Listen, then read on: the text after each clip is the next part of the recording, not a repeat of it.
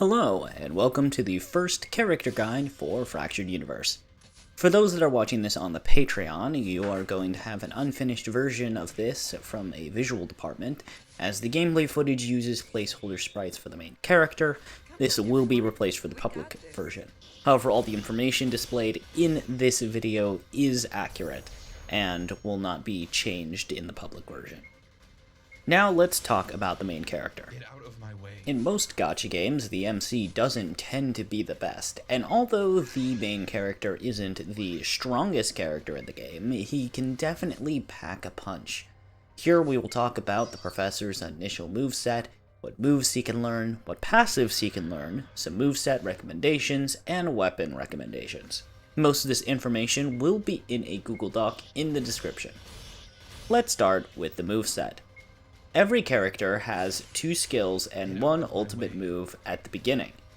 In these descriptions for all of these skills, by the way, I won't be saying exact numbers and MP costs unless it is relevant to not overwhelm you with information. The 2 skills for the MC at the beginning is Battle Instinct and Dust Storm. Battle Instinct increases defense and crit rate for 5 turns, and Dust Storm attacks 3 enemies at random. The ultimate move is Apex Cyclone, which also attacks 3 enemies at random, obviously at a much higher damage rate, and gives a 3% DOT with each blow. Then there are 5 learnable skills, of which in the 1.0 you will have enough skill points through leveling to acquire 4 of them. These skills are Crushing Line, which attacks all enemies with a chance to set enemy actions back a bit on the ATB gauge, Armor Shatter, which increases vulnerability to physical damage for 8 turns, Wide Guard, which draws aggro towards himself and takes less damage from physical attacks, Berserker, increases attack and crit damage for 5 turns, Vital Crush, deals damage to 1 enemy scale to HP. Out of all these abilities, the one you're probably going to want to ignore is Vital Crush. As of 1.0, doesn't have a ton of tools to make an HP scale build work for the MC, but as level caps increase and you're able to choose from more skills and more skills are added, this may change. Same thing with passives. There are 5 learnable passives and enough ability points acquired via leveling to acquire 4 of them. We have 2 Iron Wills, which increase max HP, Berserker Flow, which increases attack, Killer Defense, which increases, you guessed it, defense, and Planted Charge, which increases aggro and TP regeneration. Now the one you're likely not going to learn is Killer Defense. Now I understand getting 2 of Iron Wills and not getting any of Killer Defense seems like a weird choice, but increasing HP and defense are of basically similar flavor. And so the deciding factor really comes down to the fact that there might be in the future a HP build later on, thus that is going to have a better investment in the future.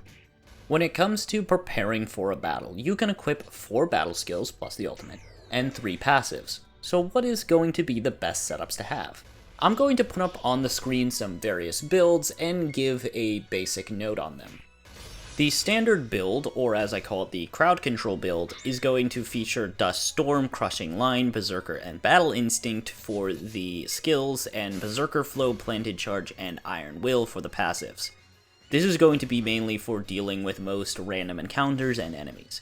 You're going to note that the passives are going to be all the same for all of the builds that I'm listing here, but if you struggle with staying alive, you can swap Berserker Flow to add another Iron Will if you need to.